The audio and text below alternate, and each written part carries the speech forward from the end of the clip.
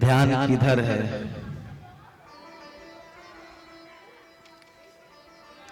आइए मन को एकाग्र करने के लिए भगवान नाम संकीर्तन करते हैं। श्री राधे राधे गोविंद गोविंद राधे राधे राधे गोविंद गोविंद राधे श्री राधे राधे गोविंद गोविंद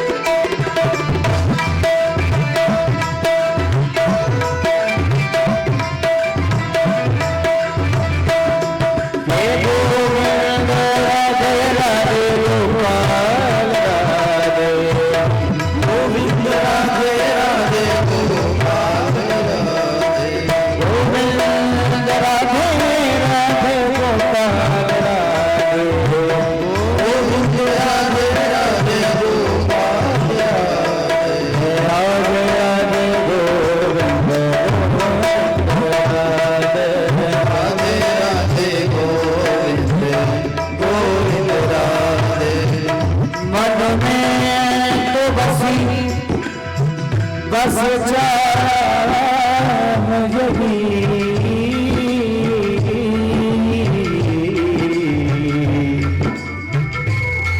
प्रभु नाम तेरा उचारा करूं विद्या के तुम्हें मन दिल में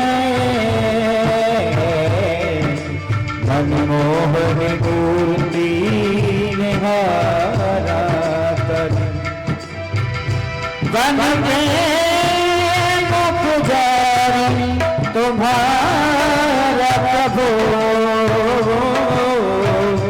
मैं आरती भक्त उतारा करूं विठला के तुम्हें मन मंदिर में मनमोहन मूर्ति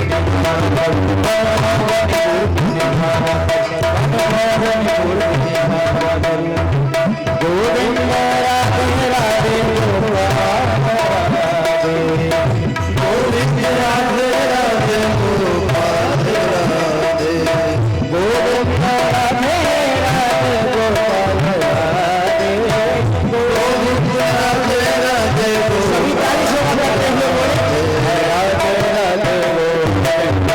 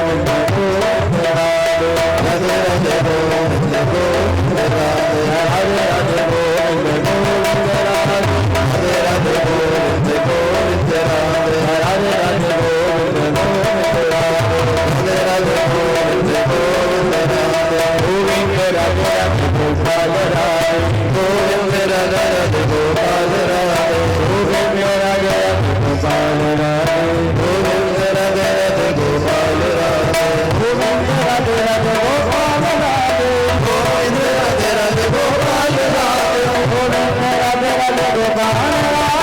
गोविंद राधे गोपाल राधे गोविंद राधे गोपाल राधे गोविंद राधे गोपाल राधे गोविंद राधे गोपाल राधे गोविंद राधे गोपाल राधे गोविंद राधे गोपाल राधे राधे राधे गोविंद राधे राधे राधे गोविंद गोपाल राधे राधे राधे गोविंद गोपाल राधे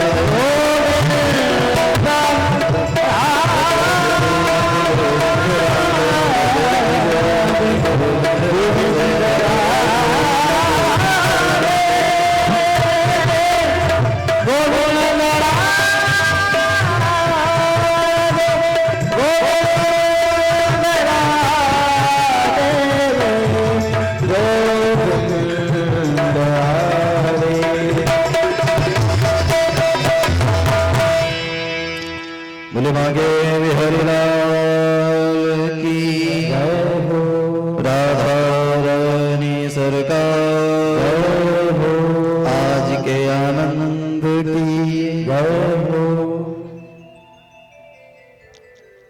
परम मंगलमय अकारण ही करुणा करने वाले भक्त वत्सल दीन बंधु कृपा सिंधु करुणा सिंधु भगवान श्री बाल कृष्ण लाल की वाग्मयी मूर्ति प्रत्यक्ष मूर्ति श्रीमद् भागवत महापुराण आज षष्ठम दिवस में आए हुए आप सभी भक्तिमती माताओं के हृदय में बैठे हुए गोविंद को प्रणाम एवं विद्वत वृंद आए हुए महानुभाव भक्तगण श्रोत्र वृंद आप सभी के हृदय में बैठे हुए गोविंद को प्रणाम तथा आज की कथा में प्रवेश। आइए हम सभी अपने मन को वृंदावन में लेके चलते हैं। मन से वृंदावन पहुंचते हैं हम सभी, जहां पर भगवान ने गोवर्धन पूजा करवाया ब्रजवासियों से। जब गिरिराज पूजन करवाया इंद्र कुपित हो गए, इंद्र को क्रोध आ गया। इंद्र ने देखा कि हमारी पूजा बंद कर दी, अहंकारवश मेघों को आदेश दे दिया महाराज, मूसलाधार वर्षा हुई। परंतु परमात्मा जब कृपा करते हैं तो रक्षा करने की व्यवस्था भी पहले ढूंढ लेते हैं।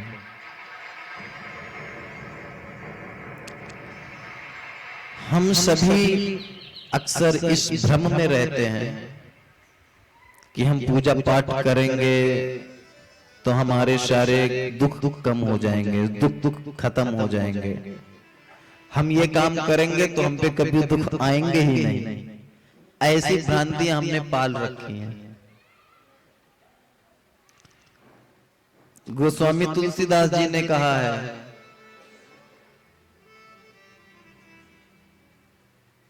कि जो जस करहि तो तस फल चाखी।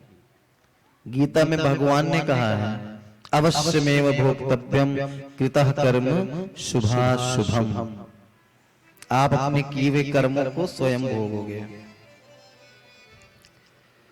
तो महाराज जब हमें भोगना ही है तो हम पूजा पाठ क्यों करें? ग्रहों की शांति, काल सर्वदोष, इन सब की पूजा करवाने की आवश्यकता क्यों? कि जब हमें भोगना ही है तो।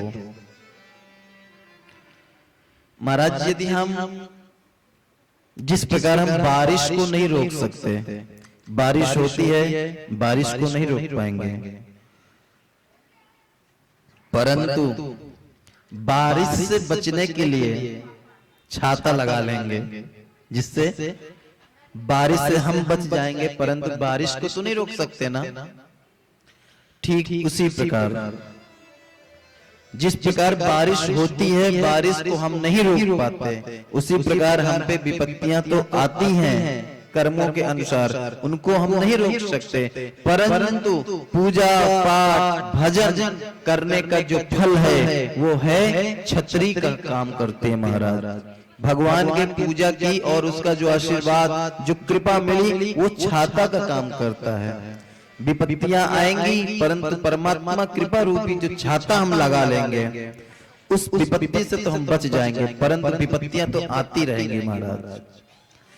हो सकता है जो गोपद सिंधु अनल सिंधु लाई महाराज, बड़ी बड़े गोपद पता है आपको क्या होता है? गाय के खुर होते हैं। गाय के जब वो कहीं जब नर्म भूमि हो, जब गाय चलती है तो देखा होगा आपने पैर बन जाते हैं उसके, और उस पैर के खुर में जल भर जाता है, तो उसको लांगने में हमें ज्यादा दिक्कत नहीं होती है,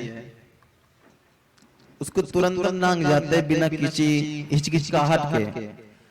ठीक उसी प्रकार विपत्तियां वो गाय के खुर के समान हो जाती हैं, होती तो हैं, आती तो हैं, परंतु गाय के खुर के समान हो जाती हैं और उसको हम पार कर जाते हैं महाराज। पार करने की क्षमता भी दे देते हैं ठाकुर जी, क्योंकि उनकी कृपा हमेशा बनी रहती है। परमात्मा की कृपा बनी रहे, हम सबका भजन पूजन जीवन मानव जीवन सार्थक हो, इसीलिए एक कथा आदि का आयोजन किया जाता है। आप लोगों ने पोलियो की दवा पी होगी, किसने किसने पी थी? सबने पी है, हाथ नहीं उठा रहे हो मैं जानता हूं। तो पोलियो की दवा जब पिलाई जाती है तो उसमें क्या कहा जाता है? जन्म से लेके 5 वर्ष तक के सभी बच्चों को पोलियो की दवा पिलाना अति आवश्यक है। 2 बूंद जिंदगी की। तो महाराज वो एक पोलियो दवा पिलाई जाती है जो बचपन जन्म से लेकर 5 वर्ष तक के बच्चों को है, और एक वही पोलियो की दवा हम भी पिला रहे हैं आप लोगों को। बस फर्क ये है वो जन्म से 5 वर्ष तक का था, यहाँ पर जिसका जन्म नहीं हुआ उससे लेकर मरने वाला है उस तक सब आओ। और महाराज 2 बूंद क्या भर भर के दो ना पियो, कान लगा के। तो ये अब जो पोलियो बूथ लगाया है ना, ये आप लोगों को सहयोग से लगा है महाराज। जो प्रथम सर्वश्रेष्ठ खड़े होकर जिन्होंने इस पोलियो बूथ को लगाने में मदद की है उनको हम प्रणाम करते हैं, तथा उन पर भगवान की कृपा बनी रहे। ऐसे पोलियो बूथ लगवाते रहें ताकि आप लोग भी इसका पान करें। एक बात, पोलियो की दवा नहीं पियोगे तो आप शरीर से विकलांग हो जाओगे, परंतु ये भागवत रूपी पोलियो दवा नहीं पी तो आप जिंदगी से लाचार हो जाओगे। कड़वा सच है परंतु सत्य है। इसलिए जो उस दवा को पीना बंद कर दिए हैं महाराज, इसीलिए इस दवा को पीना चालू कर दो। शरीर से पुष्ट है परंतु जिंदगी को अपने मानव जीवन को हम अपना बना सकें। क्यों? क्योंकि वेद व्यास जी कहते हैं पुनर्वित्तम पुनर्मित्रम पुनर्भार्या पुनर्मही एतत् सर्वं पुनर्लभ्य न शरीरं पुनः पुनः। व्यक्ति धन कमा सकता है, जीवन में नष्ट हो जाए तो फिर से कमा सकता है। पुनर्वित्तम पुनर्मित्रम, एक बार मित्र बिछड़ जाए तो फिर से बन सकते हैं महाराज। शादी के पहले आपने कितने फ्रेंडों को छोड़ा और यहाँ की फिर नहीं सखियां बन गई। पुनर्वित्तम पुनर्मित्रम पुनर्भार्या पुनर्मही। जमीन जायदाद यदि छूटती है तो फिर से मिल जाता है। कहने का तात्पर्य जीवन में कुछ छूटता है तो दोबारा हम प्राप्त कर लेते हैं, परंतु न शरीरम पुनः पुनः। ये जो मानव शरीर है ना, ये आप बार बार नहीं प्राप्त कर सकते। 84 लाख योनियों में भटक कर भी हमें मानुष शरीर मिला। अच्छा चलो मानुष शरीर मिल भी गया, इतने अच्छे सुंदर स्थान पे वास, हमें तुम्हारे छोटा वृंदावन लगता है। आज मैं कह रहा था जहां जहां गया हूं महाराज, जो दिव्य तरीके से ठाकुर सेवा हो रही है, मन प्रसन्न हो गया। मुझे लगता कि शायद मैं वृंदावन में ही रमण कर रहा हूं। वृंदावन में क्या है, घर घर ठाकुर सेवा है, बांके बिहारी निधिवन है, यही वृंदावन में। और जहां पे जिस घर में ठाकुर सेवा हो रही महाराज, हम तो उसको वृंदावन ही मानते हैं। जिस घर में तुलसी मैया की सेवा हो, ठाकुर भगवान की सेवा हो, बढ़िया भजन कीर्तन होता रहे, परिवार में मान सम्मान हो, बड़ों का आदर हो, वो घर किसी वृंदावन से कम नहीं है। सार्थक है जीवन ठाकुर सेवा पाकर। तो भगवान यदि किसी को कष्ट देते हैं तो सहने की क्षमता भी देते हैं। मानव मात्र को सत्कर्म करना चाहिए। एक संत थे, कोई हमसे आज एक प्रश्न भी कर रहा था, कोई बहन पता नहीं आई कि नहीं आई, मुझे नहीं पता, सुन लो आप लोग भी। किसी ने प्रश्न किया था, महाराज क्या कोई दिन भर भजन करता रहे, माला करता रहे और बच्चों की तरफ बिल्कुल ध्यान ना दे, तो क्या उसका भजन सार्थक है? मैंने कहा बहन, ये तो उस भजन करने वाले की प्रकाष्ठा पे ध्यान देना पड़ेगा कि वो समर्पित रूप से कर भी रहा है या नहीं। यदि वो समर्पण भाव रखता है परमात्मा के प्रति, चिंतन परमात्मा का करता है और परमात्मा को बोलता है कि चिंता आप मेरे परिवार की करो, क्योंकि हम आपका चिंतन कर रहे हैं, तो कहीं तक ये ठीक है। परंतु सिर्फ वो दिखावे में, तो वो कहते हैं ना इधर करना उधर का, बीच में वो चलता रहता है उसका जीवन। एक बार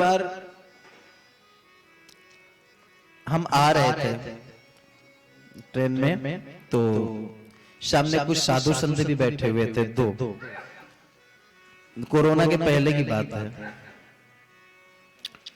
बनारस में अध्ययन कर रहे थे और वहां से फिर मेरा गर्मियों की छुट्टी में घर जाना हुआ, तो यात्रा कर रहे थे।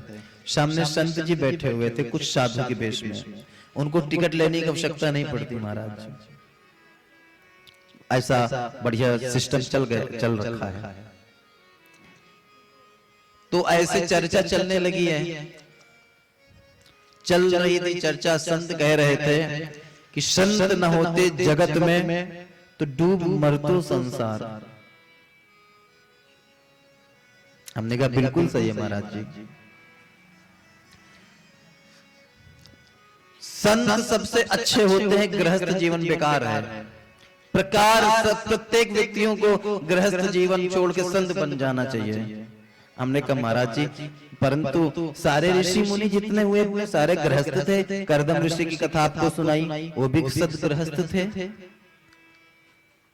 सारे ऋषि, वशिष्ठ महाराज, मां अरुंधति, अत्रि महाराज, अनुसुईया, सारे गृहस्थ थे, बड़े बड़े ऋषि। तो आप ये कैसे कह सकते हैं? बोले अगर संत न होते तो संसार को शिक्षा कौन देता? हमने कहा महाराज जी माफ करना, अगर गृहस्थ न होते तो संतों को भिक्षा कौन देता? संतों की महाराज कौन सी फैक्ट्रियां चल रही हैं जो बड़े बड़े मर्सिडीज गाड़ियों में और बड़े बड़े एसी कमरे, आश्रम बड़े बड़े, उनकी कौन सी फैक्ट्रियां चल रही हैं? उनको गृहस्थी तो उनको दे रहे हैं भिक्षा, तभी तो बना रहे अपना आलीशान आश्रम महाराज। हमने कहा अपनी अपनी प्रकाष्ठा अपने अपने स्थान पे सबकी है। संत की भी अपनी महानता है और गृहस्थ की भी अपनी महानता है। क्षमा करना महाराज जी, मैं थोड़ा बड़ों के सामने बोलना नहीं चाहिए, परंतु धृष्टता कर रहा हूं बोलने की। संत जी बोले बोलो, मुझे अच्छा लग रहा है। हमने कहा महाराज जी, एक रोड जाता है शहर के अंदर से और एक रोड जाता है बाईपास, जो अपना शहर के बाहर बाहर चले जाओ। ये चूज मुझे करना है कि मुझे शहर के अंदर वाली रास्ते से जाना है। अंदर वाली रास्ते से जाएंगे तो जाम मिलेगा महाराज, हो सकता है कि 2 घंटे का सफर में हम 5 घंटे लग जाएं, जाम में फंसते फंसते जाएंगे, परंतु मंजिल तक तो हम भी पहुंचेंगे। और एक बाईपास का रोड है, 2 घंटे का सफर आप 1 घंटे में भी पूरा कर सकते हो, पहुंचना आपको भी उसी मंजिल पे है। तो महाराज घर की जिम्मेदारियों से भागकर जंगल में जाके, आश्रम में जाके माला लेके कोई भी भजन कर सकता है, परंतु गृहस्थ में रह के पत्नी की सुनना, बच्चों की सुनना, परिवार की जिम्मेदारियों को निभाना, उसके बाद भजन करना, हम तो महाराज गृहस्थ जीवन को ही सार्थक समझते हैं। बाईपास तो कोई भी पकड़ सकता है, कोई भी अपने गंतव्य तक जा सकता है, परंतु कठिनाई तो जो अंदर जाम में फंस फंस के जाता है उसकी करनी पड़ेगी महाराज। संत जी एकदम प्रसन्न हो गए, बोले विद्यार्थी कहाँ रहते हो? हमने अपने आश्रम का नाम बताया, खुश हुए बहुत। तो कहने का मतलब यह है, चाहे भजन करके या फिर गृहस्थ जीवन में जैसे भी रहो, रास्ता दोनों का परमात्मा के प्रति होना ही है। घर में रहकर घर की जिम्मेदारियों को निभाते हुए यदि हम भजन करते हैं तो वो सर्वोत्तम है महाराज। परमात्मा सब कुछ समझते हैं, परंतु घर को छोड़ के यदि भजन करने के लिए ही गए हैं तो महाराज फिर भजन ही करना चाहिए। भोजन की चिंता मत करो, भजन करो, भोजन की बंदोबस्त परमात्मा कर देंगे। जब दांत नहीं तब दूध दिए, अब दांत दिए तो अन्न दे हैं। तो सारा बंदोबस्त वो करते हैं। तो यहाँ पर परिवार में रह के पालन पोषण करते हुए भी हम भजन कर सकते हैं। और ये हम नहीं, पहले के सारे ऋषि मुनि सब गृहस्थ ही थे और गृहस्थों के यहाँ ही भगवान आए महाराज। देवहूति गृहस्थ थी, महाराज मनु की पुत्री थी, उनके यहाँ कौन आए? कपिल भगवान। कौशल्या के यहाँ भगवान श्री राम आए। यशोदा भी गृहस्थी थी ना, गृहस्थ में रह के भजन करती थी। इसलिए संसार में कोई भी आश्रम त्याज्य नहीं है, चाहे वो गृहस्थ आश्रम हो, चाहे वो ब्रह्मचर्य आश्रम हो, चाहे वो वानप्रस्थ आश्रम हो, सभी आश्रमों का अपना अपना महत्व है। आवश्यक है कि हम उसकी महत्व को समझें और उसके महत्व के अनुसार हम अपने जीवन का यापन करें, ये महत्व है।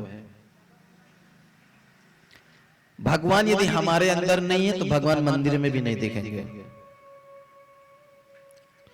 हमारे अंदर प्रेम नहीं है, दया नहीं है, तो आपका जल चढ़ाना भी व्यर्थ है। सबसे पहले हमको अपने अंदर मानवता लानी पड़ेगी। यदि हमारे अंदर मानवता है तभी हम मानव हैं महाराज। आपने ध्यान दिया होगा, कभी किसी कुत्ते को ये नहीं करना पड़ता कि तू कुत्ते की तरह रह। कुत्ता है, कुत्ते की योनि में जी रहा है। कभी किसी गधे को किसी को कहते हुए नहीं सुना होगा कि तू गधे की तरह रह। एक व्यक्ति था, वो अपना सीना तान के नीचे खोपड़ी करके ऐसे चलता और जानबूझ के टकराता लोगों से। रोड पे चलता टकराता और टकराने के बाद कहता सॉरी, तो इसके मुख में था ही नहीं। ऐसे टकराता हो, कहता बहुत बड़े गधे हो, दिखता नहीं है। खुद टकराता और अगले को कहता बहुत बड़े गधे हो। ऐसे ही हमेशा करता रहता। परंतु एक दिन सच में गधे से ही टकरा गया। नीचे खोपड़ी का जैसे देखा बहुत बड़े, अरे महाराज आप तो आप ही हो, आपको क्या कहना है। कहने के तात्पर्य किसी गधे को ये नहीं कहना पड़ता कि तू गधे की तरह रह, क्योंकि गधे है, गधे की तरह जी रहा है। परंतु विडंबना होती यह है कि इंसान को कहना पड़ता तू इंसान बन जा, तू इंसान की तरह रह। क्यों? क्योंकि मानव तो है परंतु मानवता नहीं है, मानवता खत्म हो चुकी है महाराज। इसलिए हम सबको गृहस्थ आश्रम में भी रहकर भजन करना चाहिए। और आप सब तो महान आत्माएं हैं, ठाकुर सेवा कर रहे हैं, आप सब पे ठाकुर जी की बहुत बड़ी कृपा है। धन्य है हम जो आप जैसे लोगों को पाकर कथा सुनाकर हमारा भी जीवन धन्य हो रहा हमारा। बोले बांके बिहारी लाल की। आइए अपने मन को ले चल दे वृंदावन में महाराज। वृंदावन में भगवान अपने एक अंगुली उंगली में गोवर्धन को धारण कर रखा है और सभी ब्रजवासियों को कह रखा है कि एक काम करो ग्वालो, सब लोग अपनी अपनी लाठी का सहारा दो। क्यों? क्योंकि हम ये सब गोवर्धन को उठाएंगे तो गोवर्धन जी की हमने पूजा किया, गोवर्धन जी हमारी रक्षा करेंगे। भगवान को तो लीला मात्र था, उन्होंने अपनी इकली उंगली में गोवर्धन को धारण किया। किसी ने पूछा महाराज कि भगवान ने ऐसा कैसे कर लिया? आजकल के होते ना तुर्कबाजी, आप लोग हमें डिस्टर्ब कर रहे हो पता है बात करके। बोले बांके बिहारी लाल की। नख पर गिरवर लीनो धार, निर्वारो सो कन्हैया। नख पर गिरवर लीनो धार, कन्हैया मेरो हार। नख पर गिरवर लीनो धार, कन्हैया मेरो हार। कन्हैया मेरो हार, मनमोहन जारो करो। कन्हैया मेरो हार, मनमोहन जारो करो। नख पर गिरवर लीनो धार, कन्हैया मेरो हार। नख पर गिरवर लीनो धार, कन्हैया मेरो हार।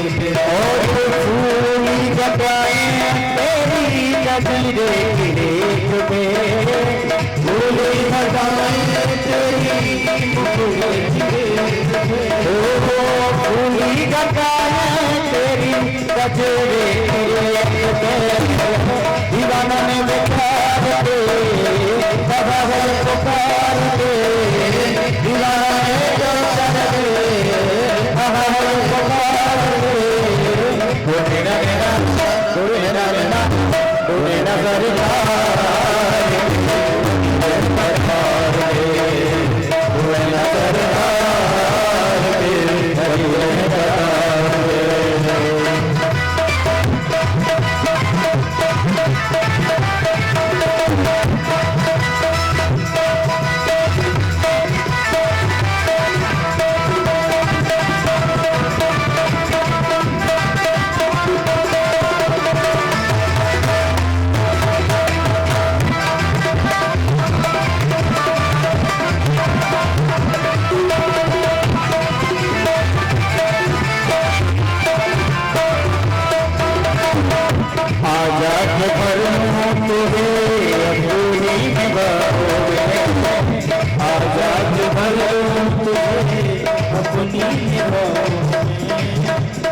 जग भर लूं तो अपनी निगाहों में आजाद भर लूं अपनी निगाहों में आजाद से पालूं तुझको अपनी निगाहों में आजाद से पालूं तुझको अपनी निगाहों में चमन को बसार के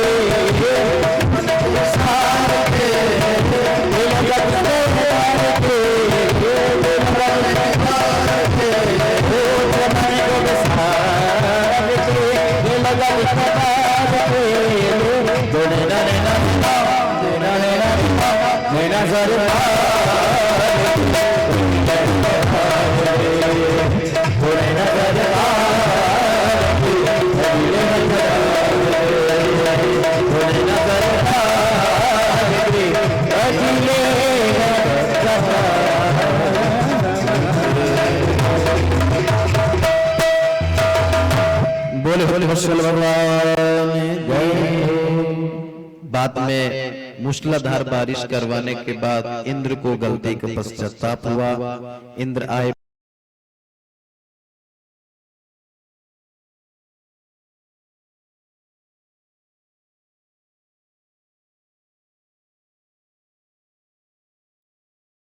कि हमने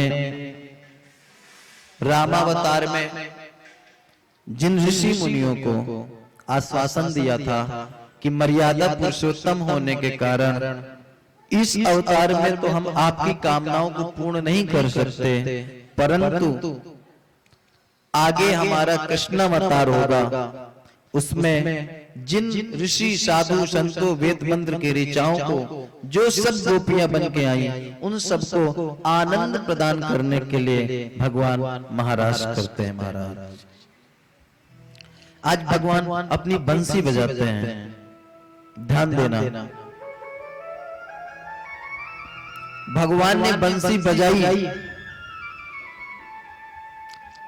बंसी की धुन सुनाई उन्हीं को पड़ी जो रास के अधिकारी थे, सबको नहीं सुनाई पड़ी। बंसी की आवाज सुन रही थी, ऐसा लग रहा था कि उन गोपियों का नाम लेके भगवान खुद बुला रहे हैं। शरद पूर्णिमा की रात थी, भगवान ने सभी रात्रियों को वहां पे बुला लिया। ता रात्रि, एक रात्रि नहीं, 6 महीने से बीर महाशय फलम लभेद, 6 मंथ की इकट्ठा एक रात्रि बन गई महाराज। और ये रात 6 महीने तक चला। सबको लग रहा था कि सिर्फ एक रात्रि है। जब बंसी की धुन सुनाई पड़ी, जो जिस अवस्था में था वो उस अवस्था में चल दिया महाराज। एक गोपी भोजन बना रही थी, रोटी तावे पे पड़ी हुई थी, उसको वहीं पे छोड़ के भागी सीधा। जो जिस अवस्था में होता है, जैसे आप लोग कथा का टाइम होता है, जल्दी जल्दी अपना काम निपटाते हो और चलते हो मंदिर की ओर महाराज की कथा में पहुंचना है।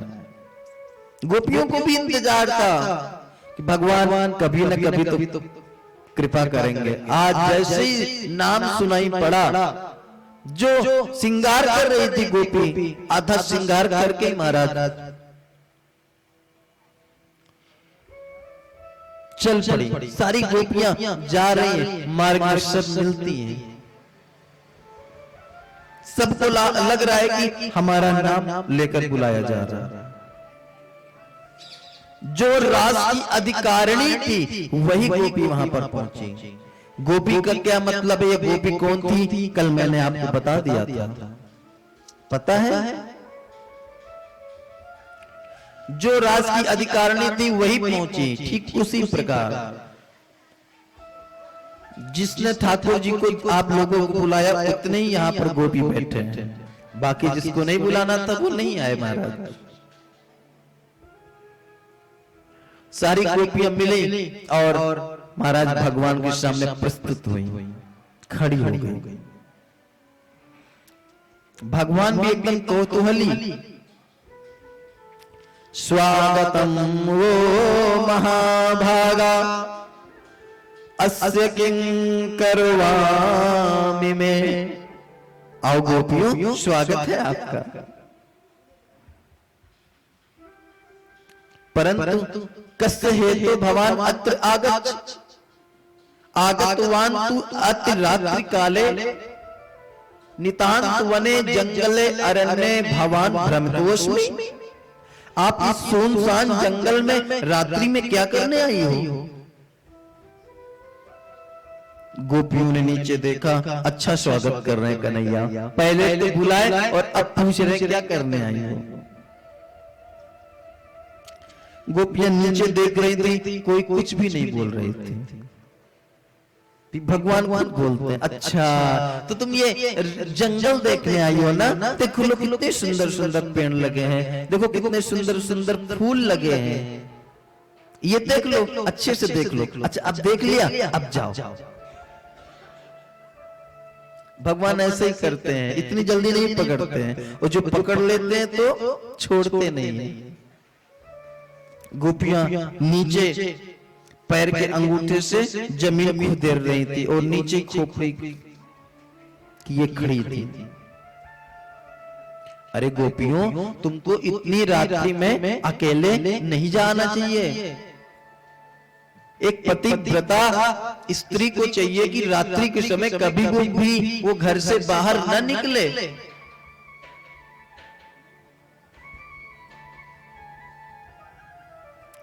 तुम पतिव्रता स्त्रियों को यह शोभा नहीं देता कि अकेले निर्जन वन में तुम आ गई। तुम्हारे पति क्या कहेंगे? तुम्हारा क्या पतिव्रत धर्म नष्ट नहीं हो जाएगा? गोपियां कुछ नहीं बोल रही हैं।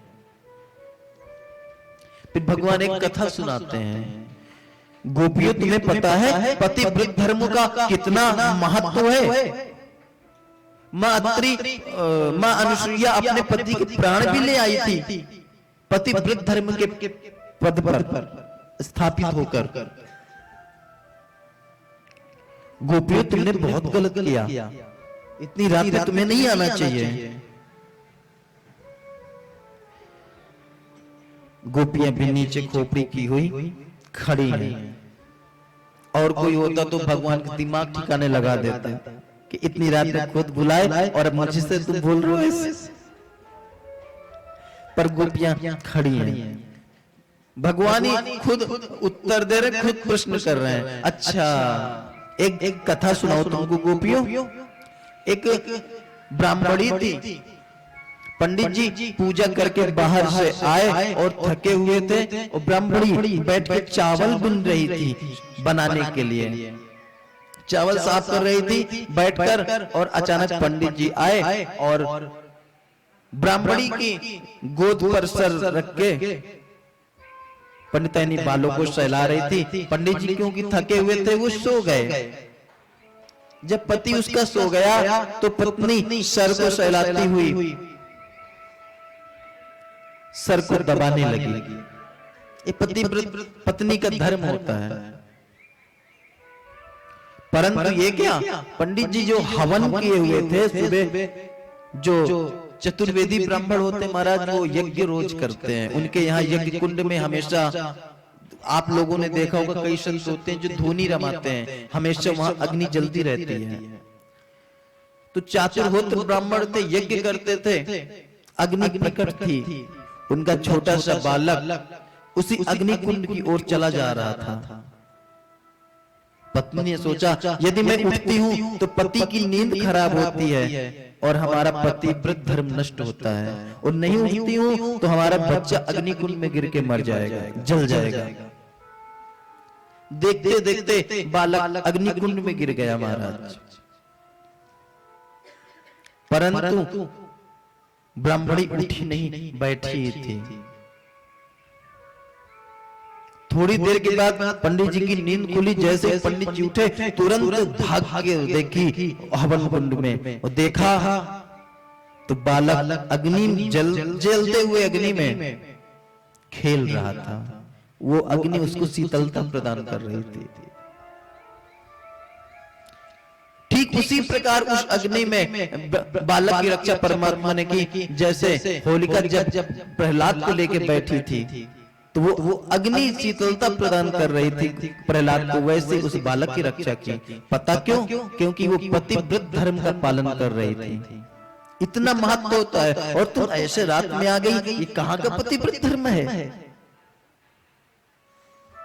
अब गोपियों से रहा नहीं गया महाराज, साधारण तो थी नहीं, वेद मंत्रों की ऋचाएं थी वो।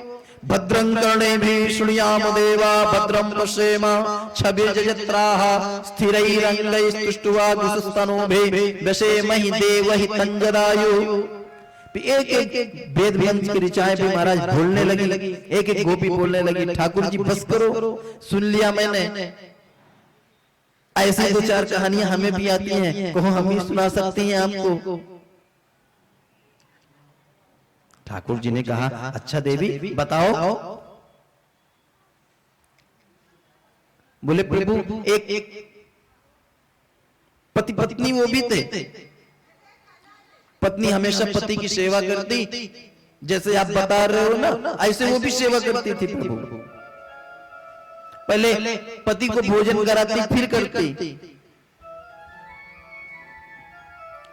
आप लोगों जैसे नहीं एक ही थाली में खाएं। पत्नी को कभी भी पति के साथ एक थाली में भोजन नहीं करना चाहिए। कितने लोग खाते हो महाराज?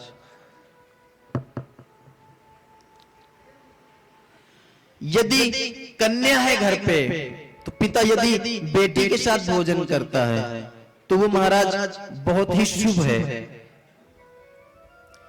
यदि बेटी की शादी नहीं होती और वो बेटी यदि पिता के साथ भोजन करती है तो पिता के सारे दुख सारे क्लेश हर लेती है। इसलिए पिता को हमेशा बेटी के साथ भोजन करना चाहिए, ना कि पत्नी के साथ।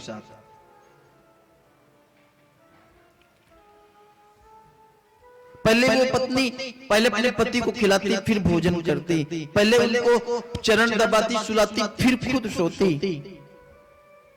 एक बार पति को बाहर कमाने के लिए जाना हुआ विदेश, तो पत्नी ने कहा अब आप प्रभु जा रहे हैं, अब हम कैसे रहेंगे घर में और हम कैसे सेवा करेंगे?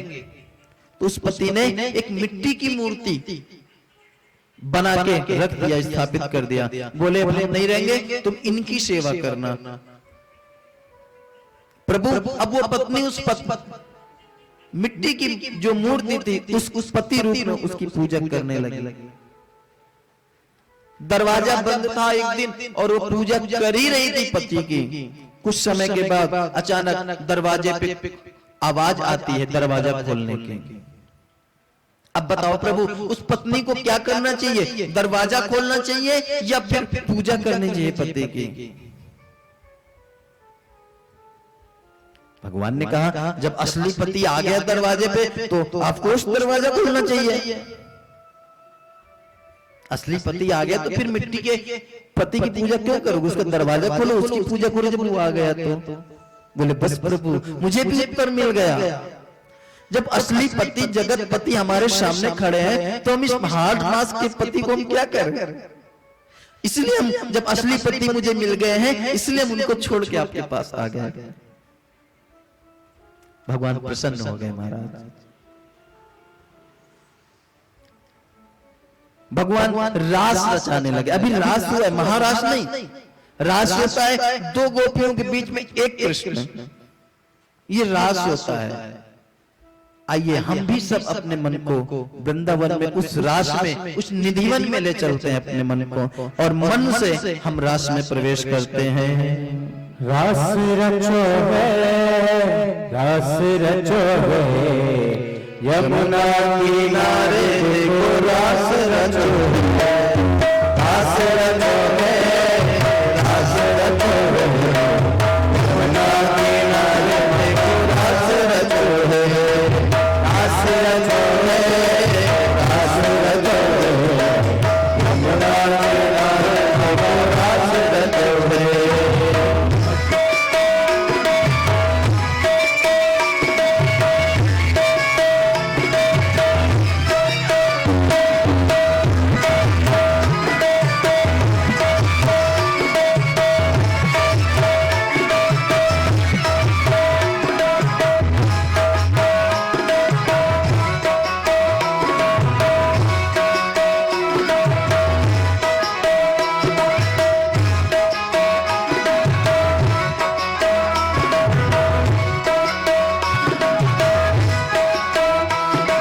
सूरज नाचे चंदा नाचे नाच तारागण, सूरज नाचे चंदा नाच नाच तारागण, सूरज नाचे चंदा नाच नाच तारागण, सूरज नाचे चंदा नाच नाच तारागण, सूरज नाचे चंदा नाच नाच तारागण, सूरज नाचे चंदा नाच नाच तारागण।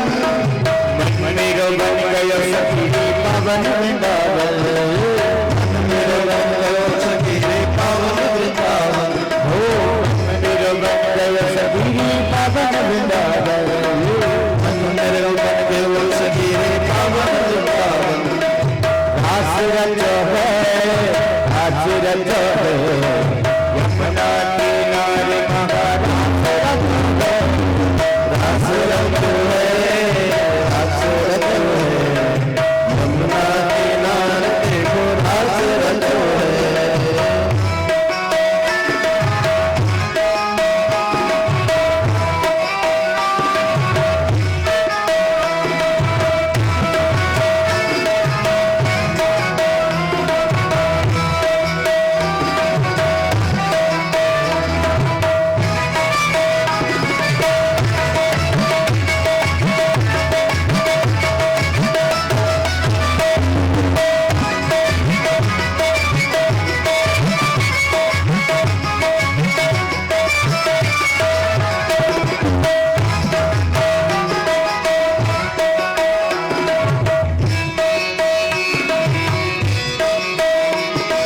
गंधर्व नाचे ऋषि नाचे नाच देवगण, गंधर्व नाचे ऋषि नाचे नाच देवगण, गंधर्व नाचे ऋषि नाचे नाच देवगण, गंधर्व नाचे ऋषि नाचे नाच देवगण।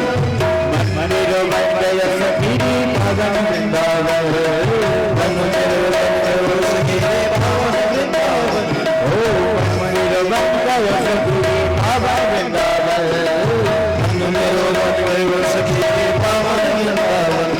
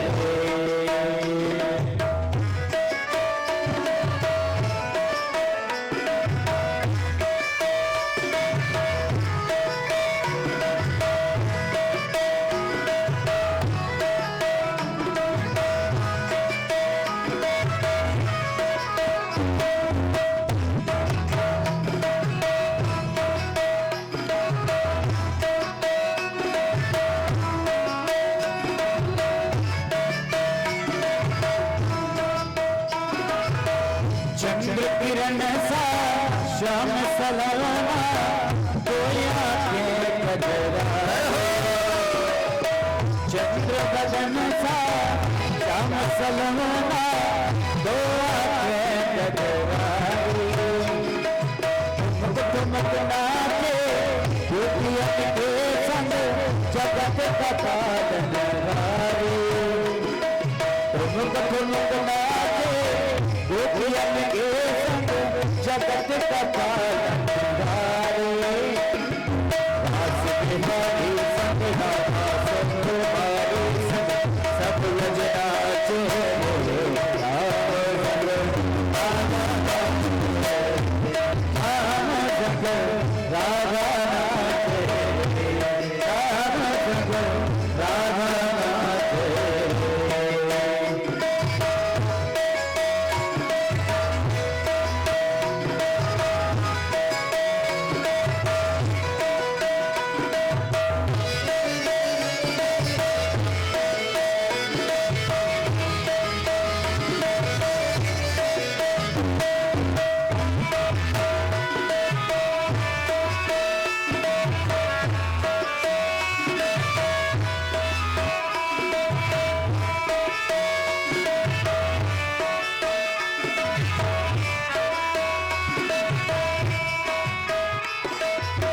यमुना तट पर बंसी बंद कर गाना रस रचाए हो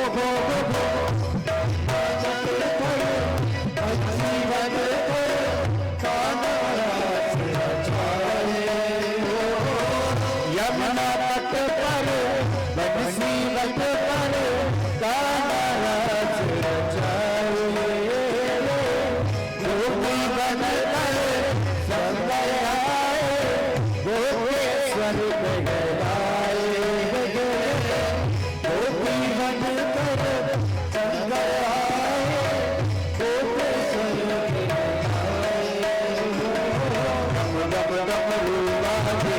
काका की मुरली में सब जगन्नाथ राजा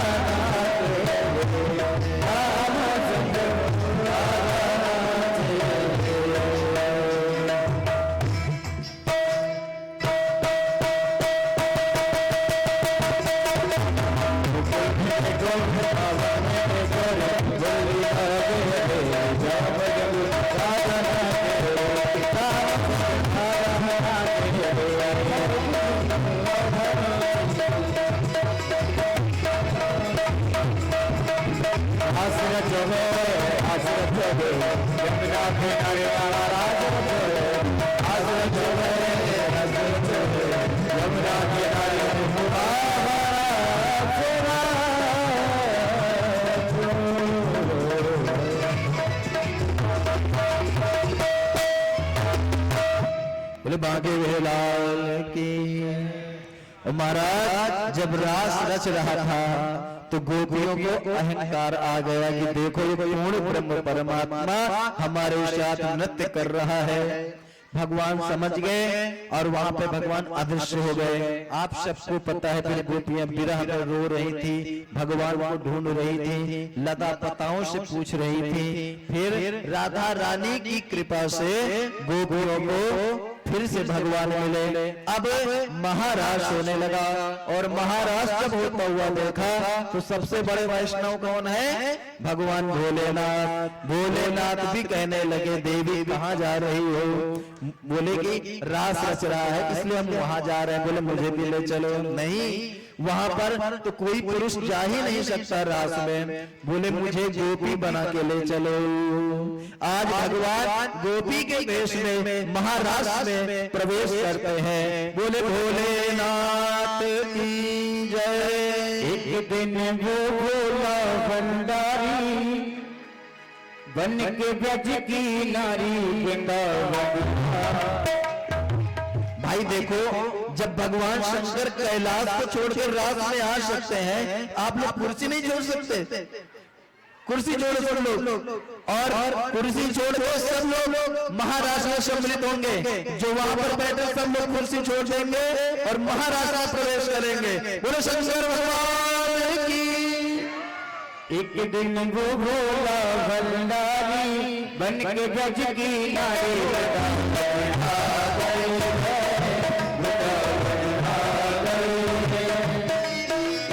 पार्वती जी मना के आने, पार्वती जी मना के आने, नारे कपुराए वृंदावन आ गए, वृंदावन आ गए।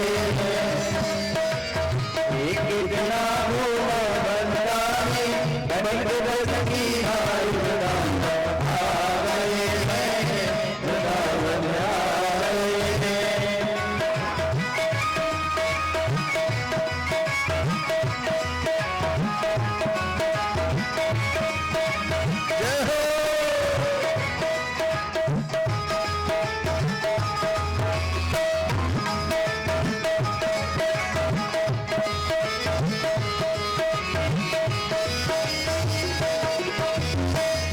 पार्वती से बोले मैं भी चलूंगा तेरे संग में, ओ तेरे साथ में। पार्वती से बोले मैं भी चलूंगा तेरे साथ में, ओ तेरे साथ में। राधा संग सावन के मैं भी नचूंगा तेरे संग में, ओ तेरे साथ में। लगा के चूड़ा पहन के साड़ी, लगा के चूड़ा पहन के साड़ी, चाल चले मधुवाए वृंदावन आ गए हैं, वृंदावन आ गए हैं। एक दिन भोले भंडारी बन के गज की नारे वृंदावन आ गए हैं, वृंदावन आ गए हैं।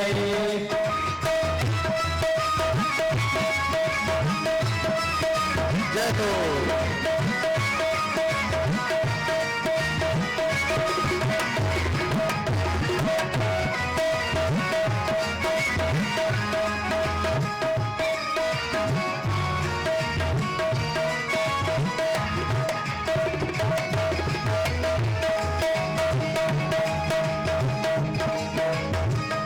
ओ मेरे भोले स्वामी कैसे ले जाऊं तुम्हें रास में, तुम्हें रास में। ओ मेरे भोले स्वामी कैसे ले जाऊं तुम्हें रास में, क्या हो तुम्हें रास में। मोहन के सिवा महा कोई पुरुष ना हो बरास में, हो बरास में। उनके सिवा वहाँ कोई पुरुष ना हो बरास में, हो बरास में। हंसी करेगी गज की नारी, हंसी करेगी गज की नारी, बाबा हमारे वृंदावन आ गए हैं, वृंदावन आ गए हैं, वृंदावन आ गए हैं, वृंदावन आ गए हैं।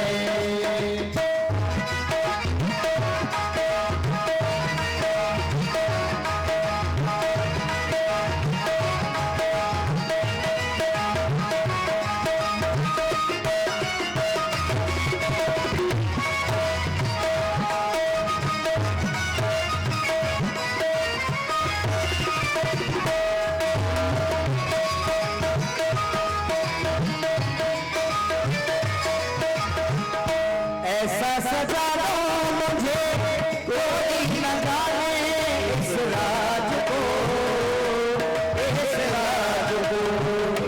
ऐसा सजा दो मुझे कोई न जाने इस राज को, इस राज को।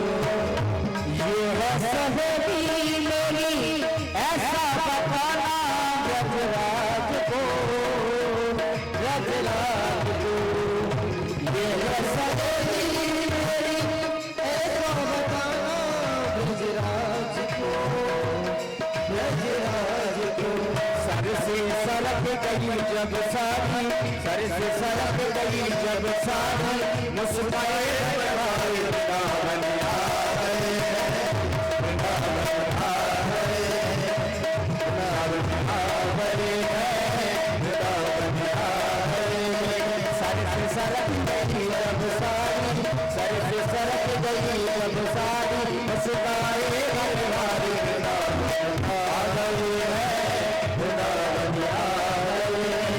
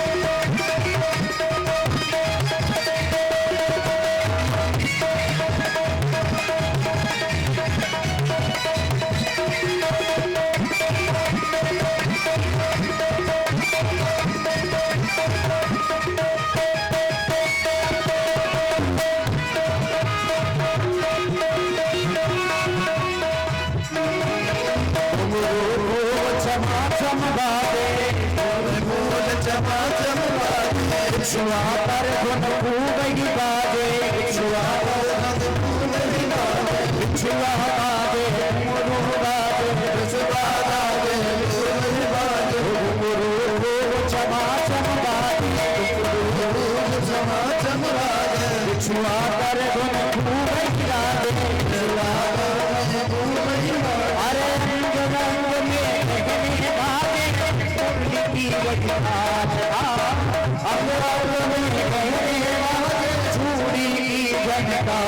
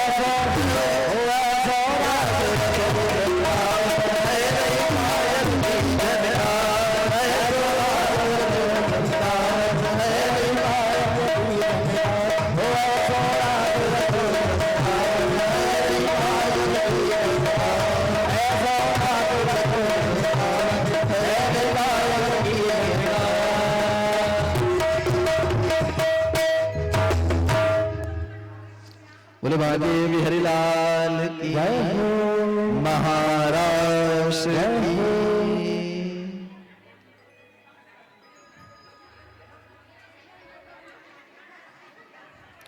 सभी लोग अपने अपने स्थान पर बैठ जाएंगे।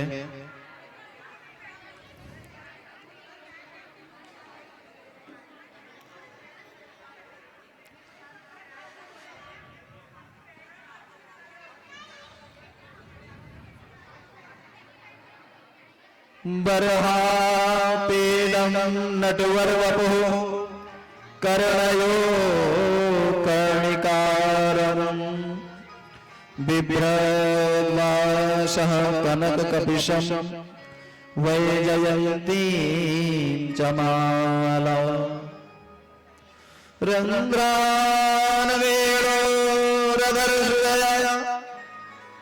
पूरयन् गोपवृन्दैः वृन्दारण्यं स्वपदरमणं प्राविशत्कीर्तिः।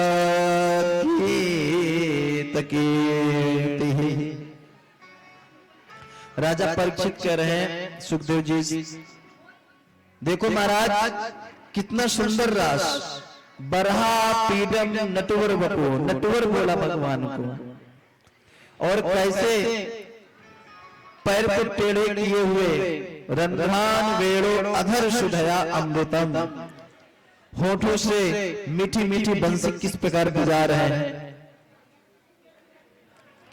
पूरे गोप गंधई और ग्वाप बालों के साथ सुसज्जित ऐसे भगवान,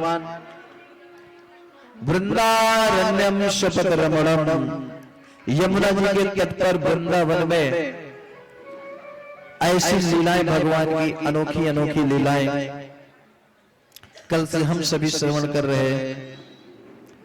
आगे भगवान यज्ञ में प्रवेश होने जा रहे हैं। आज भगवान गाय चराते चराते दूर तक चले गए, परंतु घर से कुछ खाने के लिए नहीं ले गए। ऐसे जाते थे तो मित्र आदि कुछ न कुछ ले जाते थे, परंतु आज कुछ खाने के लिए नहीं ले गए। भगवान ने कहा सखाओं, देखो वहां पर यज्ञ हो रहा है, वहां पर जाना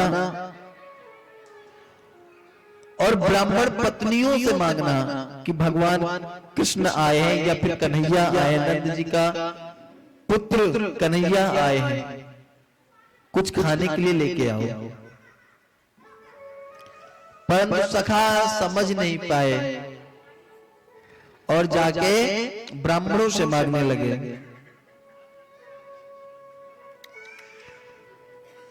ब्राह्मणों ने कुछ नहीं दिया, फिर आए वापस, बोले प्रभु वहां कुछ नहीं मिला। बोले कहां गए थे? बोले ब्राह्मणों के पास। बोले साक्षात पृथ्वी की भक्ति है माताएं, इसलिए अब की बार ब्राह्मणों के पास नहीं माताओं के पास जाना। महाराज जैसे ही सखा गए, बोले भगवान आए हुए और उन्होंने कुछ जलपान के लिए मांगा है। मैया तो जैसे इंतजार ही कर रही थी और साथ में खुद आई और भगवान को भोजन कराया। भगवान ने उनका भी कल्याण किया। इस प्रकार भगवान की बाल लीलाएं होती रही, परंतु मैयाओं हर एक चीज का समय होता है। भगवान की लीलाएं आज पूरी हो रही हैं। आज भगवान आए और अपने कमरे में सोच रहे हैं कि हमने जिस लिए अवतार लिया वो काम तो अभी हमने किया ही नहीं। अभी तो हम सिर्फ भक्तों को आनंद प्रदान कर रहे हैं। अभी हमारे पिता माता जेल में, उनको भी छुड़ाना है और कंस के अत्याचारों से उन्हें छुटकारा भी दिलाना है। रात में नारद जी को प्रेरणा देते हैं, कंस के पास नारद जाता है। कंस से नारद जी कहते हैं प्रभु आपका 8वां काल नंद जी का जो छोरा है ना वही है, और आपने जितने राक्षसों को भेजा सबको उसने मार दिया। आप ऐसा क्यों नहीं करते कि कृष्ण को यहीं बुला लो और यहीं मार दो उसे? कंस ने कहा पर यह तो संभव नहीं है, वो यहां कैसे आएगा? बोले आपके पास धनुष है, उस धनुष यज्ञ करो और उस यज्ञ में उसको शामिल करो। इस प्रकार समझाते हैं। सुबह होती है, आज भगवान बहुत उदास है। आज गौचारण का अंतिम दिवस है भगवान के लीला का। गौओं को खोला भगवान ने, गए यमुना जी के तट पे गौचारण कर रहे थे, परंतु आज मन बहुत उदास था, क्योंकि वो सोच रहे थे, भगवान एक वृक्ष के नीचे बैठे हुए सोच रहे थे कि आज तक हम इन सखाओं के साथ गैया चराते थे, मक्खन चुराते थे और इनके साथ खेलते थे, परंतु अब ये कल से मुझे नहीं दिखाई पड़ेंगे। जिन्होंने मेरे बिना एक पल भी रहना नहीं सीखा, ये भला कैसे रहेंगे कल से? तब तक मधुमंगल जो सबसे छोटा था वो आया। क्या कन्हैया आज उदास क्यों बैठा है? क्या हमारे साथ खेलेगा नहीं? कन्हैया की आंखें भरी थी और उन भरी आंखों से जब मधुमंगल की ओर देखा, मधुमंगल से कहा, मधुमंगल क्या हुआ कन्हैया, ऐसा क्यों मुंह को लटका के बैठा, क्या बात है? भगवान ने कहा अगर हम तुमसे बिछड़ जाएं तो इतना ही कहा था कन्हैया ने कि मधुमंगल ने तुरंत हाथ रख दिया मुंह पे। बोले कन्हैया बिछड़ने की बात तो तू करे ही ना, बड़ी मुश्किल से तो हम तेरे बिना एक अगर रात में घर जाते हैं तो घर में कैसे रहते मुझे पता है। रात ऐसे बिताते कि जल्दी बीतते और सुबह फिर तेरे दर्शन हो, और तू जाने की ऐसे बिछड़ने की बात ना कर। मैं आऊं अभी तक भगवान नहीं थे तो जैसे तैसे ग्वाल बालों का जीवन चल रहा था, गोपियों का जीवन चल रहा था, ब्रजवासियों का जीवन चल रहा था, परंतु जब से भगवान आए तो भगवान के बिना तो उन्होंने रहना सीखा ही नहीं था। उनका गोपियों का इंतजार करना कि भगवान अब गैया लेके इधर से जाएंगे तो हम उनका दर्शन करेंगे, घर का काम काज जल्दी निपटा लेते। जब गोधूली समय में भगवान गौ चरा कर आते तो फिर वहां बैठ के दर्शन करने के लिए बैठ जाते कि भगवान अभी इधर से निकलेंगे और उनके दर्शन होंगे। कथा प्रारंभ नहीं हुई थी उसके पहले आप लोगों के मन में कुछ नहीं था, हो ना हो कोई फर्क नहीं पड़ता था, परंतु जब से कथा प्रारंभ हुई आप लोगों का एक रूटीन सा बन गया। घर का काम जल्दी जल्दी समाप्त करते और अभी कथा में जाना है। मतलब 6 दिन से ऐसा लग रहा था कि राधे राधे मन में भी गूंज रहा था और एक कथा की बातें कथा स्मरण रहता था, एक रूटीन सा बन गया था। हमें भी इसके पहले नहीं पता था कि आप लोग भी इस संसार में हो, परंतु विधि का विधान है महाराज। मिले आप लोगों से अच्छा लगा। तो जब हम संसारी लोगों को जब इतना प्रेम हो जाता है तो वो तो महाराज सच्चिदानंद है, उनको इतना प्रेम होना तो स्वाभाविक था। आज भगवान वापस आ रहे हैं गौए लेकर, परंतु ऊपर देख नहीं रहे, किसी की ओर नहीं देख रहे, जमीन पर ही चल रहे थे। जब भगवान शाम को गौए लेके आते तो गोपियां छत पे चढ़ के देखती कि भगवान आ रहे हैं, दर्शन कर लेती, परंतु आज तो भगवान देख ही नहीं रहे किसी की तरफ, क्योंकि वो किसी को देखते तो उनको रोना आता। अक्रूर जी रास्ते में ही मिल जाते हैं और अक्रूर जी को देखते ही प्रणाम करने लगते हैं भगवान। अक्रूर जी ने कहा कन्हैया मैं बोले मुझे पता है काका, आप मुझे लेने आए हो ना, परंतु आप मुझसे कह दिए, परंतु एक कृपा करना, मैया से कुछ मत बताना, मैया को मैं माहौल देख के मैं सब कुछ बता दूंगा। ये तुम ये कहोगे कि हम लेने आए तो मैया रो रो के भर देगी, इसलिए तुम मैया को मत बताना।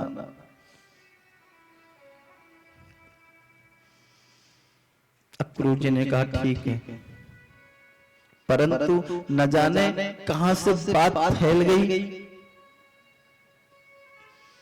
भगवान अपने कमरे में पहुंचे, गोपियों का रोना सुन लिया मैया यशोदा ने और उनसे पूछा क्यों रो रही हो गोपियों, ऐसे कब पागल हो गई तुम सब ऐसे रो रही हो। गोपियों ने कहा मैया तू तो इतनी भोली है कि तुझे को तो पता नहीं कि कल का होने वालों हम सब ब्रजवासियों पे कौन सा पहाड़ टूट पड़ा है, तुझे तो ये भी नहीं पता। मां यशोदा ने कहा क्या हुआ। तब गोपियों ने कहा श्याम सकारे जाएंगे, नैन मरेंगे रोए, ए विदिना सो कीजियो, भोर कबहू ना होए। ए विदिना ऐसे कीजियो कि ये भोर कभी होए ना, क्योंकि जब सुबह होगी तो कन्हैया हमें छोड़ के चले जाएंगे। ये प्रेम महाराज। और जैसे यशोदा मैया ने सुना कि कन्हैया कल चले जाएंगे, महाराज एकदम वहीं पे मूर्छित होकर गिर पड़ी। नहीं, मैं अपने कन्हैया को नहीं ले जाने दूंगी, मेरा कन्हैया मुझे छोड़ के नहीं जा सकता। और कौन ले जाता कन्हैया को, मैं देखती हूँ। इतना कह के इतनी स्पीड में महल की ओर भागी कि भगवान कन्हैया के कमरे में गई और कन्हैया तो पहले से रो रहे थे महाराज। और जैसे ही रोते हुए देखा मैया को, कुछ नहीं बोल पाए और जाके मैया से गले से चिपट के खूब तेज रोने लगे। कन्हैया तू चला जाएगा हमें छोड़ के। भगवान कुछ बोल नहीं पा रहे हैं।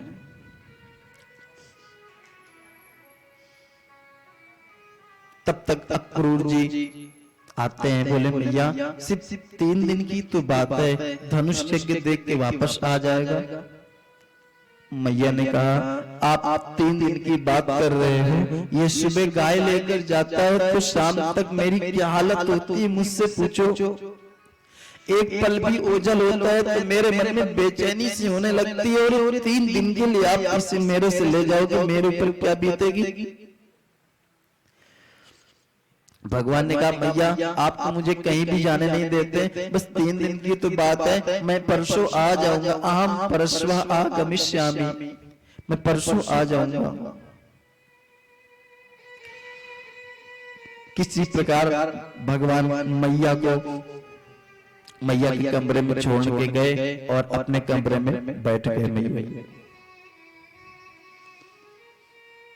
भगवान लेटे हुए थे, उनको अचानक मैया की रोने की आवाज सुनाई पड़ी।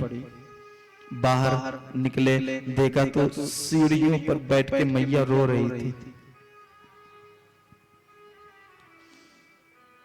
मैया आप सोए नहीं, क्यों रो रहे हो। कन्हैया अब हाल हमें पता चलो है कि तुम मेरा लल्ला ना है। अक्रूर ने कहा कि तुम मेरा बेटे नहीं हो, तुम तो देवकी के बेटे हो। भगवान अपने हाथों से आंसू पोंछे, मैया अक्रूर जी झूठ बोल रहे हैं, मैं तो तेरो ही लल्लो हूं ना। तूने देख मुझे पाल पोस कितना बड़ा किया है, और मैं तो तेरो लल्लो हूं, मैं देवकी को कैसे हो जाऊंगा। नहीं लल्ला, मुझे पता है, जब गर्गाचार्य जी आए थे तो उन्होंने कहा था कि ये तुम्हारा बेटा ना एक दिन राजा बनेगा। उस दिन से मुझे डर था कहीं ना कहीं कि तुम मुझसे दूर हो जाएगा। कन्हैया अगर तू राजा बन जाना तो राजमहल में नौकरों की भी जरूरत पड़ेगी, हमें और पापा को अपने नौकर के रूप में रख लेना। कम से कम शाम सुबह दर्शन तो जाया करेंगे तेरे। कन्हैया ने आंसू पोंछे बोले मैया ऐसी बात मत करो, हम आपको मिलने आते रहेंगे आपसे। भोर हुई, सारी गोपियां आ गई दरवाजे पर नंद महल में। रात में भी थी, गई नहीं थी कहीं। भगवान का जाने का समय हुआ, गोपियां लेट गई आगे रथ के। बोले प्रभु हम आपको जाने नहीं देंगे। ये ब्रजवासियों का महाराज प्यार, भगवान के प्रति ये प्रेम शब्दों में बखान नहीं किया जा सकता। एक गोपी कहती है जा रहे हो तो जाओ, ब्रज छोड़ जा रहे हो तो जाओ, ये ब्रज छोड़ के मेरा दिल तोड़ के प्यार ऐसा कन्हैया नहीं गाओगे, नहीं गाओगे। जा रहे हो तो जाओ, ब्रज छोड़ के सबका दिल तोड़ के, प्रेम ऐसा कन्हैया नहीं पाओगे, नहीं पाओगे, नहीं पाओगे।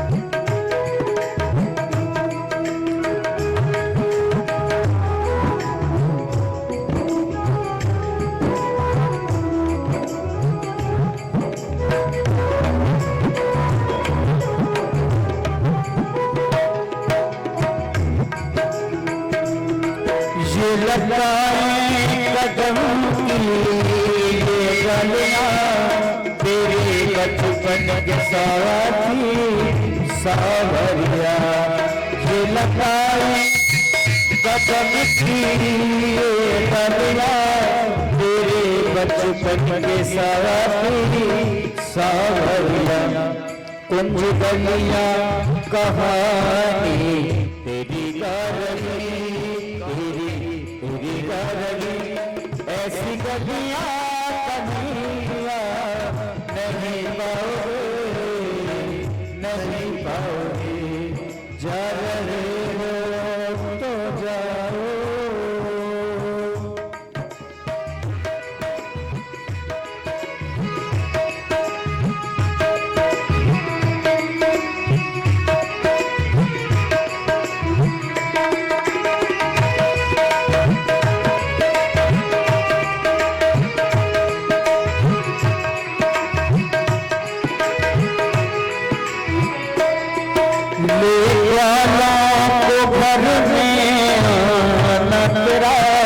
घर के छीके से मारा चल चुराना तेरा, लेके जाना तो घर में तेरा, घर के छीके से मारा चल चुराना तेरा। स्वाद माखन का जैसा ब्रज में मिला तुमको, ब्रज में मिला ऐसा स्वाद कन्हैया नहीं पाओगे, नहीं पाओगे, हो नहीं पाओगे।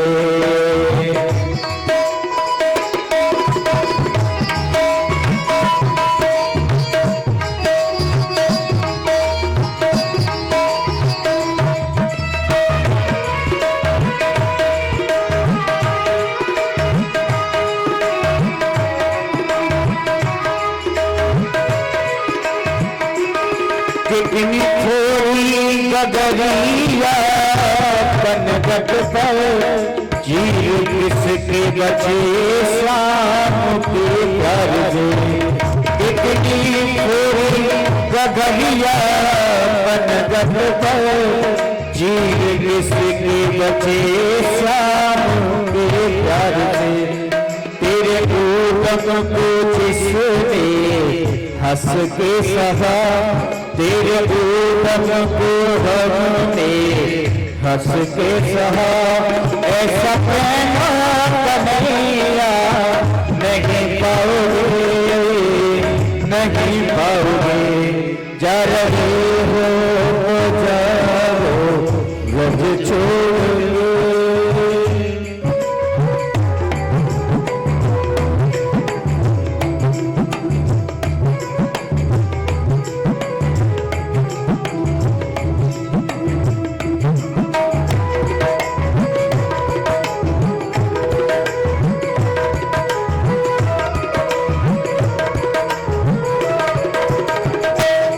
प्रेम करके दीवाना बना के हमें छोड़ जाते हो किसके सहारे कहो। प्रेम करके दीवाना बना के हमें छोड़ जाते किसके सहारे कभी। नंद मुरली के जैसे दीवाने हुए, नंद मुरली के जैसे दीवाने हुए, ऐसा घायल कन्हैया नहीं पाओगे, नहीं पाओगे। जा रहे हो तो जाओ रज छोड़ के, सबका दिल तोड़ के। प्रेम ऐसा सवरिया नहीं पाओगे, नहीं पाओगे, नहीं पाओगे।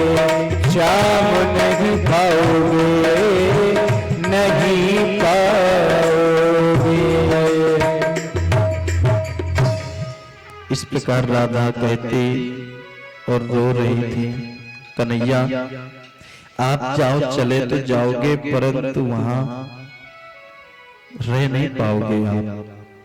आपको ये ब्रज की गलियां हमेशा याद आएंगी। आपकी बंसी पे हम पागलों जैसे पहुंच जाते थे, आप जब बजाते थे, वहां तो हम नहीं पहुंच पाएंगे। मैं यशोदा को प्रणाम किया, बोले मैया मुझे जाने दो, मैं परसों आ जाऊंगा। माँ ने कहा लल्ला अकेले नहीं जाने दूंगी। नंद बाबा को भी साथ में भेजा और जो भगवान के साथ में हमेशा ग्वाल बाल रहते थे उनको भी भेजा। बोले साथ में जाओ और हमारे लल्ला का ध्यान रखना। और बाबा को बोला परसों लेके आ जाना आप, मैं जैसे तैसे रह लूंगी, 3 दिन की तो बात है। मैं यशोदा इस प्रकार कहती, भगवान नंद बाबा और मित्रों के साथ अक्रूर जी के रथ पे बैठते हैं। रथ की पताका जहां तक दिख रही थी वहां तक गोपियां और मां यशोदा पताका को देखती। भगवान वृंदावन से निकलकर मथुरा की ओर पहुंचते हैं। मार्ग में ग्वाल बाल कहते, कन्हैया यहाँ तो कितने अच्छे लोग रहते, कितने अच्छे अच्छे कपड़े पहनते हैं और हमारे पास तो कपड़े भी अच्छे नहीं है, यहाँ पे तो लोग हमारी बुराई करेंगे।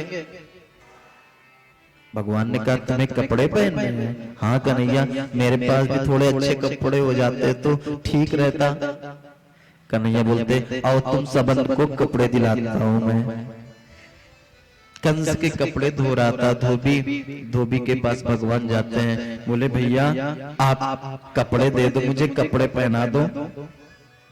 धोबी ने धुतकारते हुए भगवान को बोला, ग्वाल बाल पहनने का ढंग नहीं, खाने का ठिकाना नहीं और चले हैं कपड़े पहनने के लिए।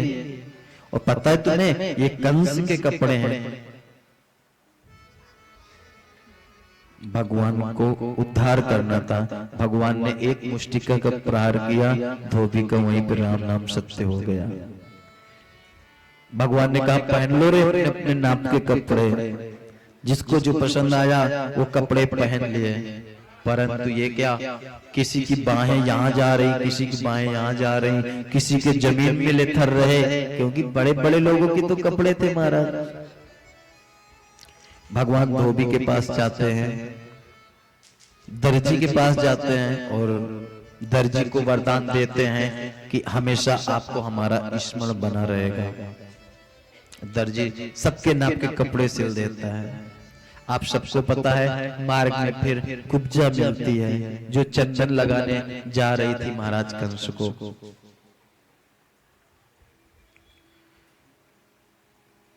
कंस को चंदन लगाने के लिए कटोरी में जा ही रही थी, पीछे से भगवान ने कहा, ए सुंदरी कहां जा रही हो?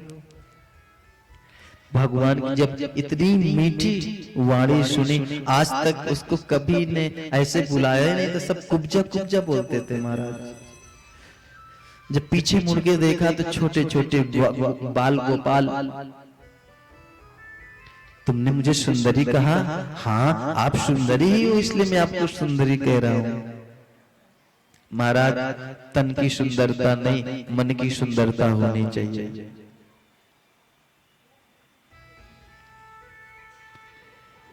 बैरी का फल, बेर होती ना, बेर का फल बाहर से कितना अच्छा होता है दिखने में, गोल मटोल बढ़िया, परंतु खाओ तो अंदर से कितनी खट्टी होती है।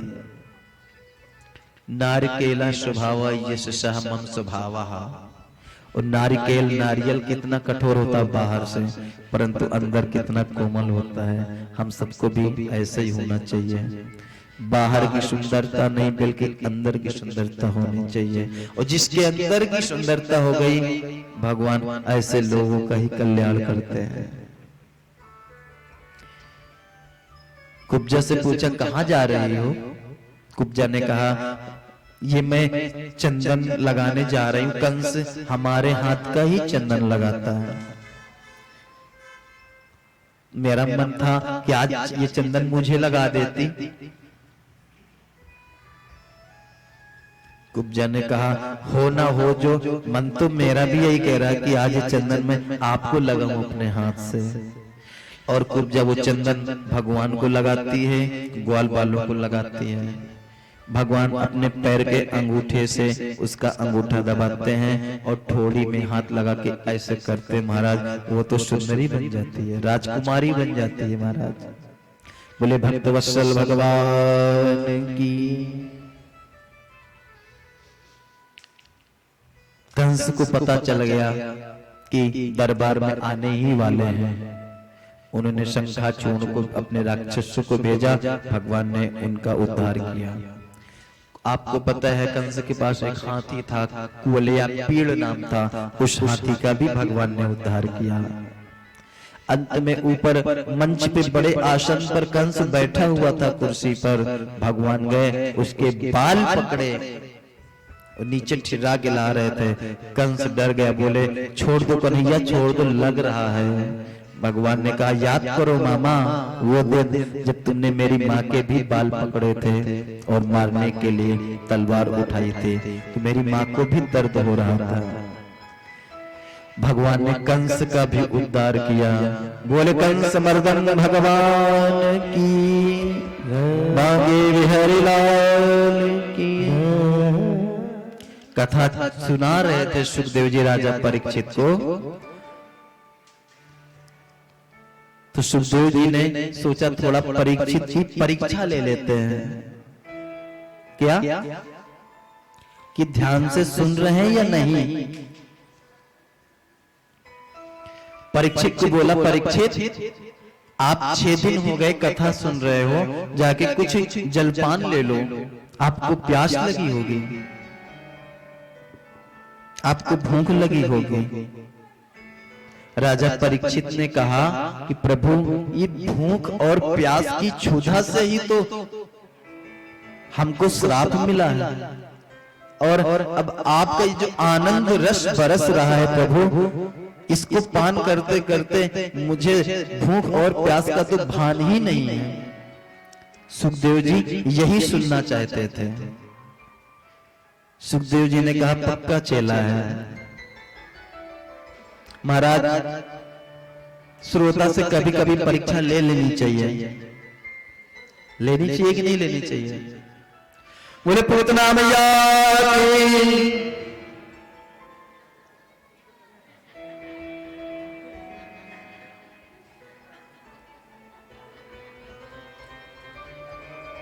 किसने किसने बोला था?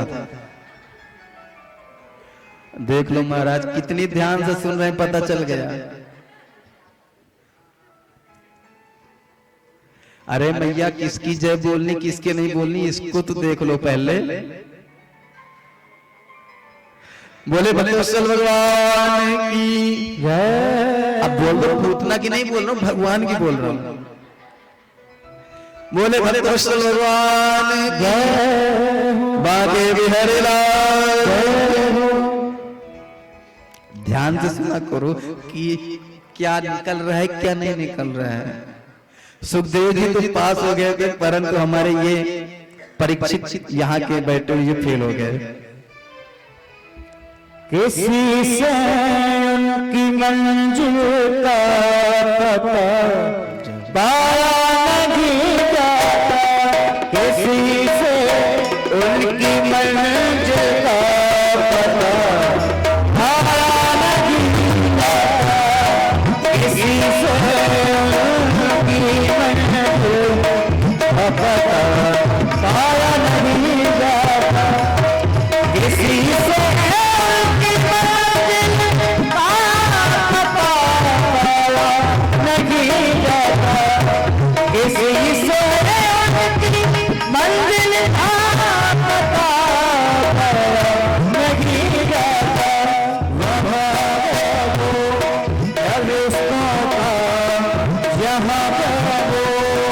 फरिश्तों का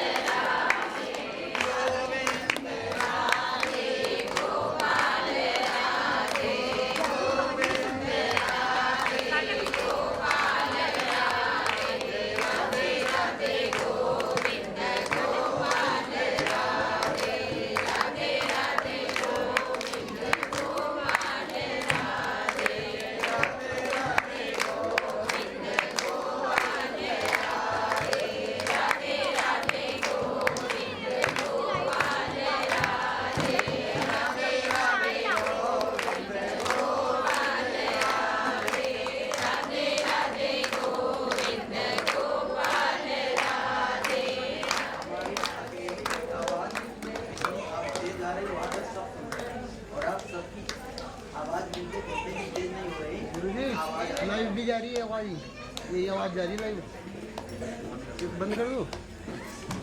इसलिए तेज से बोलना है कि आवाज भोलेनाथ को सुनाई पड़े, है ना। जब तक लाइट नहीं आनी तब तक संकीर्तन ही करना है, इसलिए तेज से बोलना है। श्री राधे राधे गोविंद गोविंद राधे, राधे राधे गोविंद गोविंद राधे, जय राधे राधे गोविंद गोविंद राधे, राधे राधे गोविंद गोविंद राधे। हरे राम हरे राम, राम राम हरे हरे, हरे राम हरे राम, राम राम हरे हरे, हरे कृष्णा कृष्णा कृष्णा हरे राम हरे राम,